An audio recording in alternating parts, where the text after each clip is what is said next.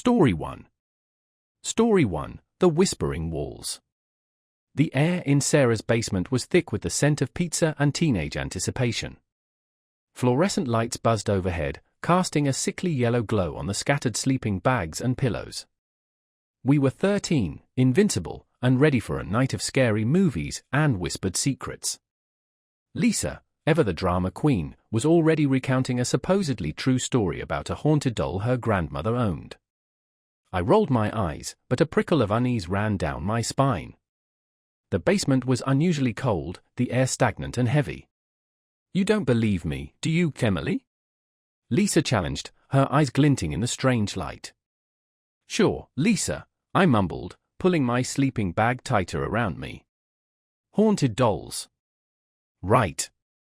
Sarah's laughter echoed through the vast, unfinished space. "Don't be scared, Em.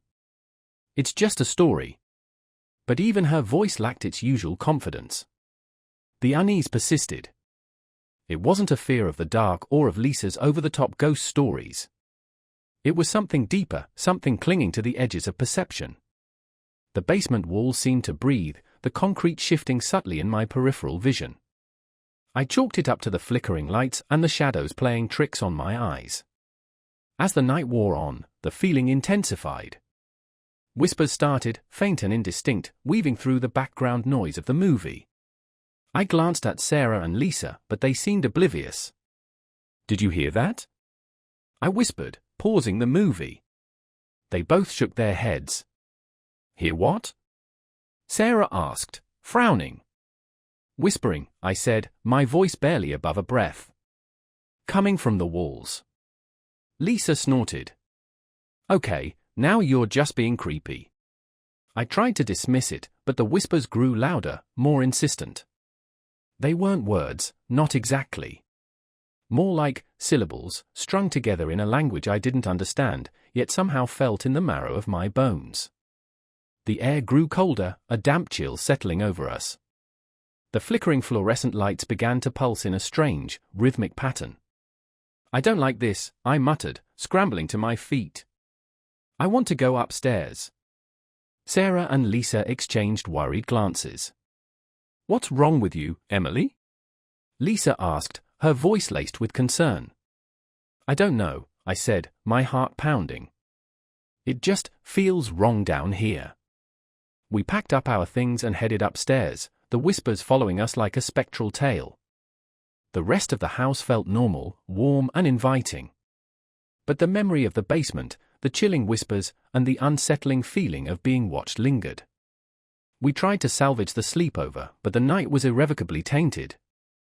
Sleep eluded me. Every creak of the house, every rustle of leaves outside the window, sent a jolt of fear through me. I lay in the dark, listening, waiting. Just before dawn, I heard it again. The whispering.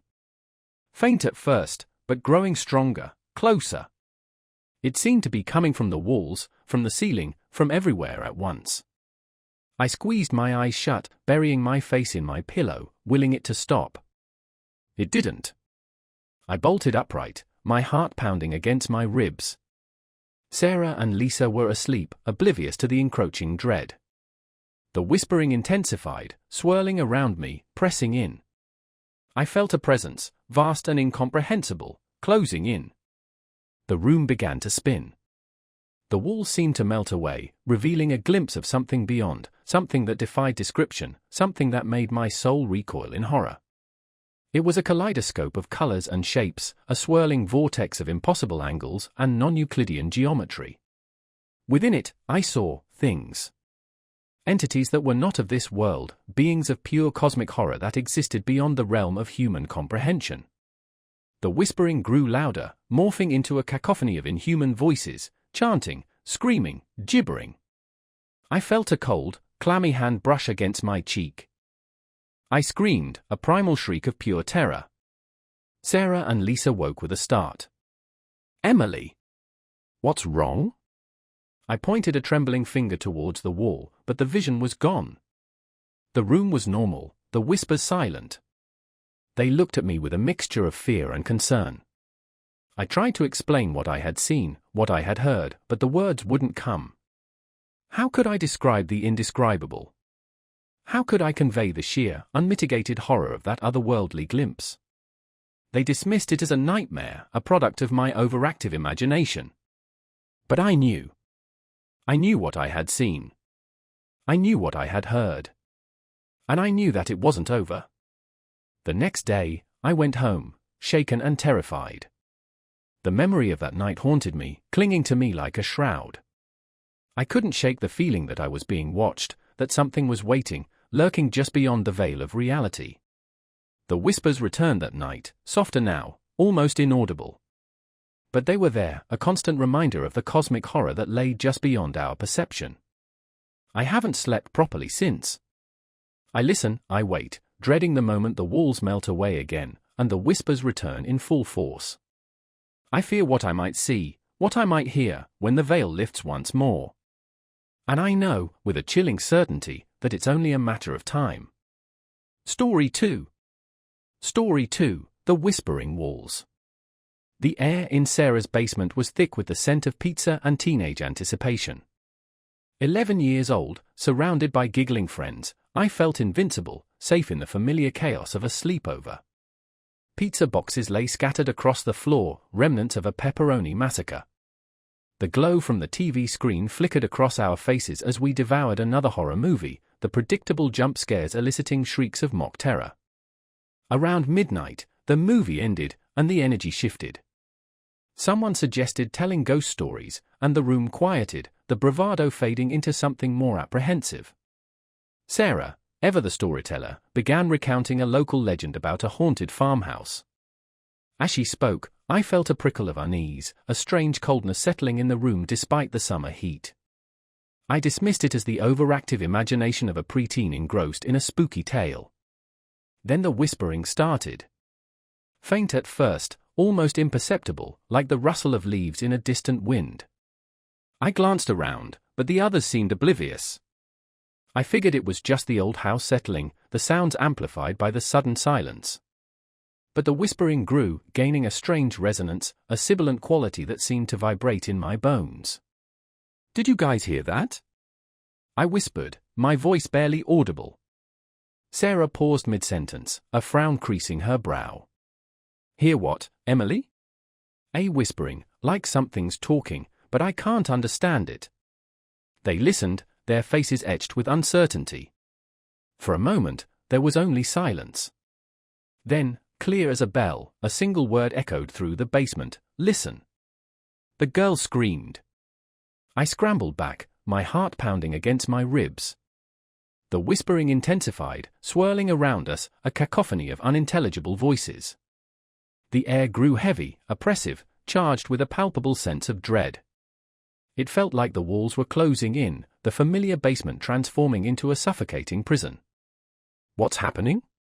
Jenny cried, her voice laced with panic. I didn't know. I didn't understand. All I knew was that we were trapped in something terrifying, something beyond comprehension.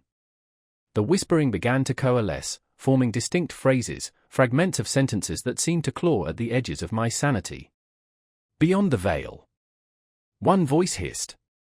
"The stars are not right." Another echoed. The room began to distort. The walls seemed to pulsate, the floor beneath us undulating like waves. The TV screen flickered erratically, displaying images that defied logic, swirling vortexes of color and light, geometric patterns that seemed to shift and ride before my eyes. Fear choked me. I couldn't breathe.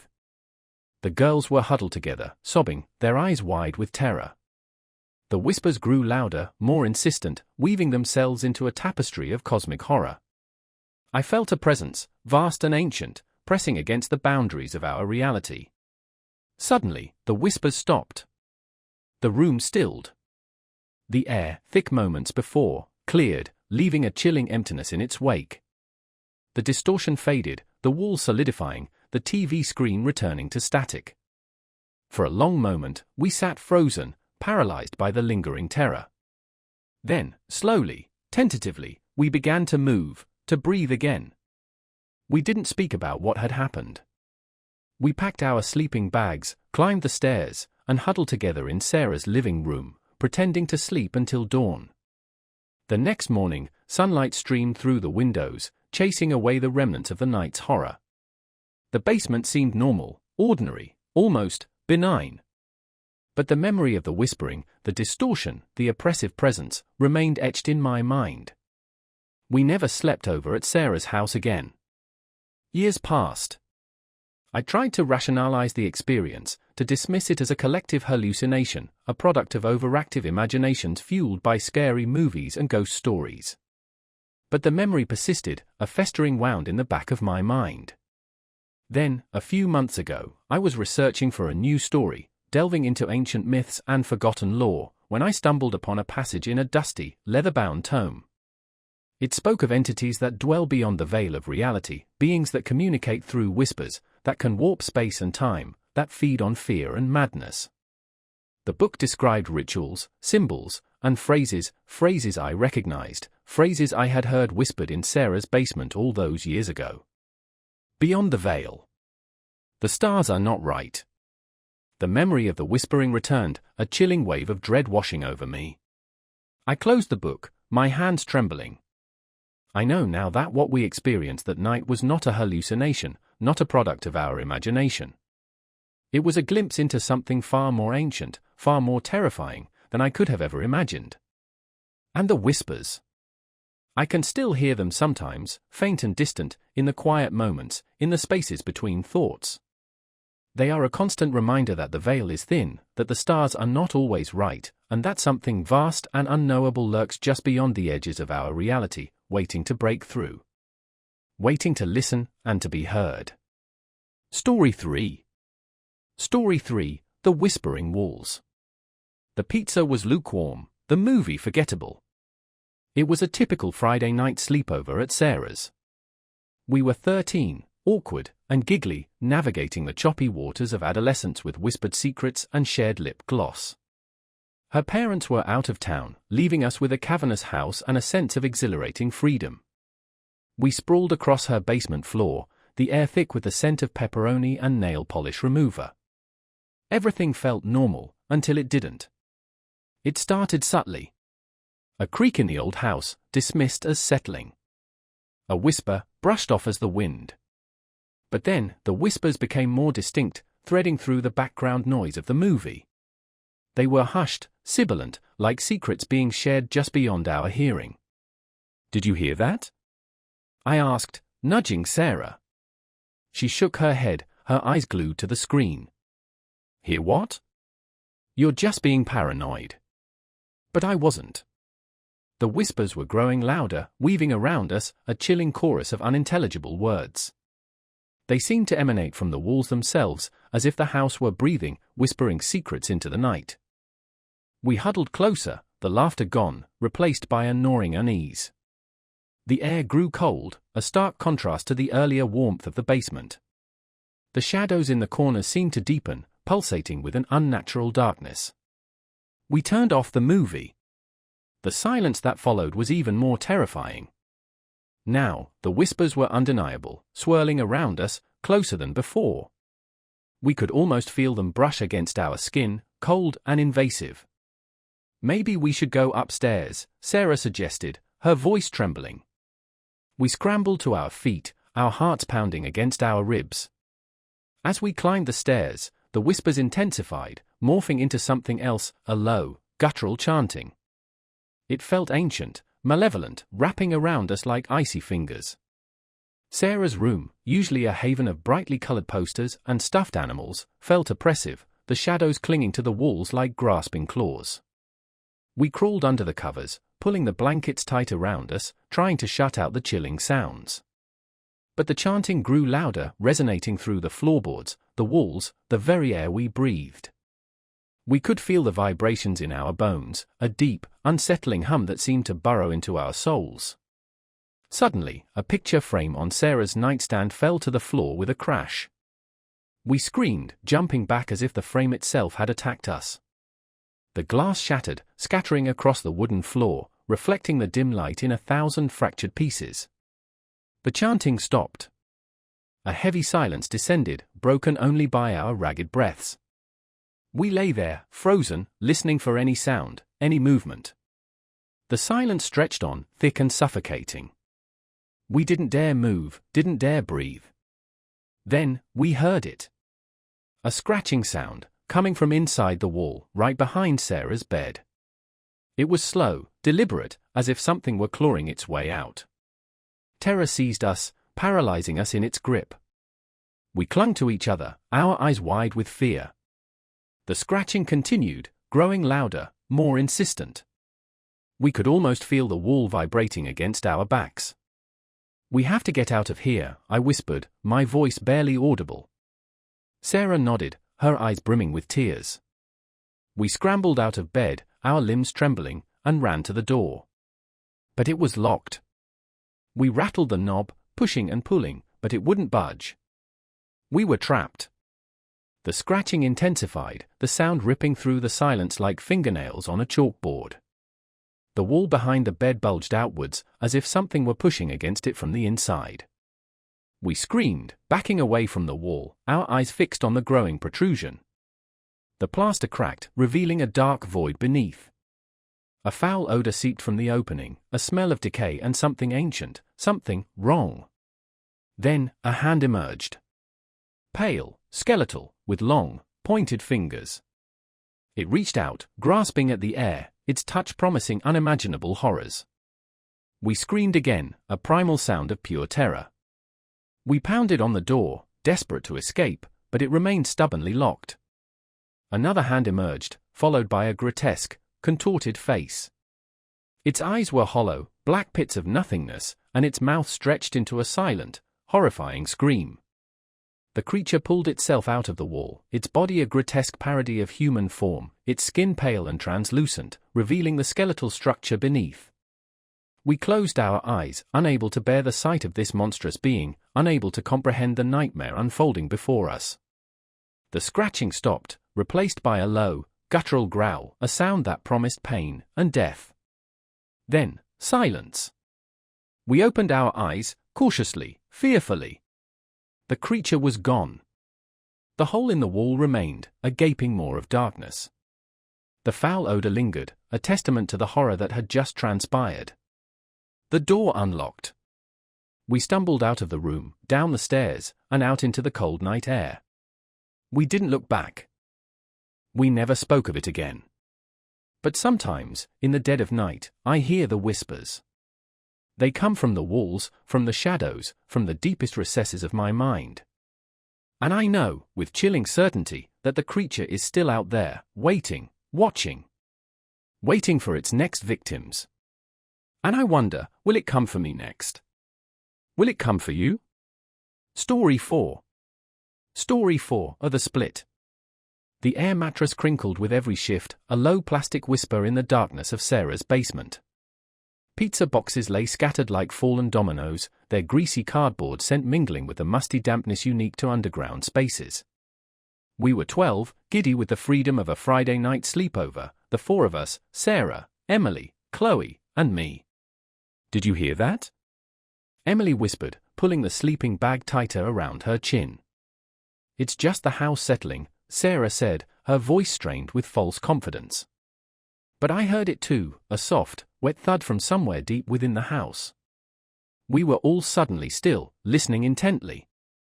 The silence that followed was thick and oppressive, punctuated only by the thumping of my own heart. We tried to laugh it off, resuming our whispered gossip about boys and school, but the unease lingered. Another thud echoed through the basement, followed by a faint scraping sound, like something dragging across the concrete floor above us. "Okay, that's creepy," Chloe admitted, her voice barely a breath.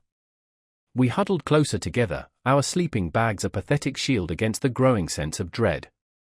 The basement, once a haven of adolescent secrets, now felt like a trap. Hours crept by. Every creak of the house, every rustle of the wind outside, amplified our fear. Then, it started. A low humming vibration, barely perceptible at first, but gradually increasing in intensity. The air grew thick, heavy, almost difficult to breathe. What is that?"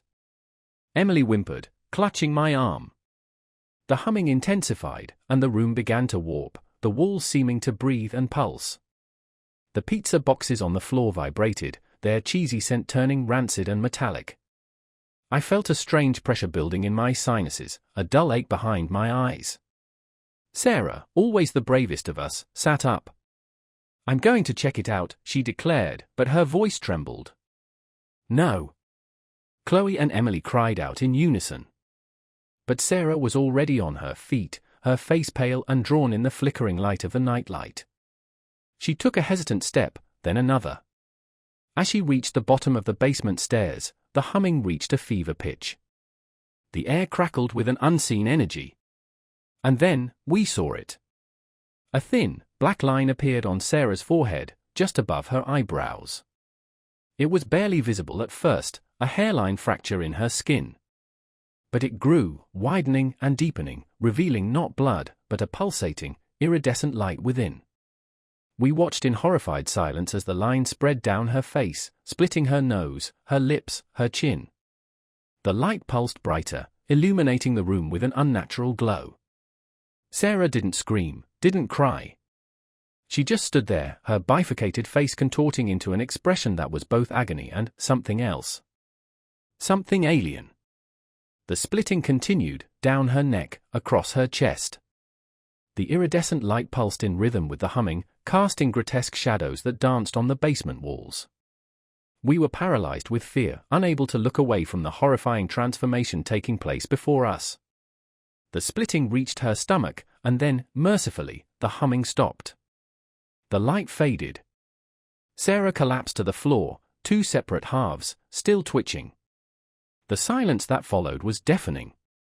We sat huddled together, our breaths shallow, the metallic scent of the light still lingering in the air. We didn't speak, didn't move. We simply stared at the two halves of Sarah, the remnants of our friend, bathed in the faint glow of the nightlight. The hours that followed are a blur. We didn't call for help. We didn't scream. We just sat there, frozen in terror, until the first rays of dawn crept through the basement window. When the police finally arrived, alerted by Sarah's parents, they found us huddled in the corner, still clutching each other, our eyes wide with unshed tears.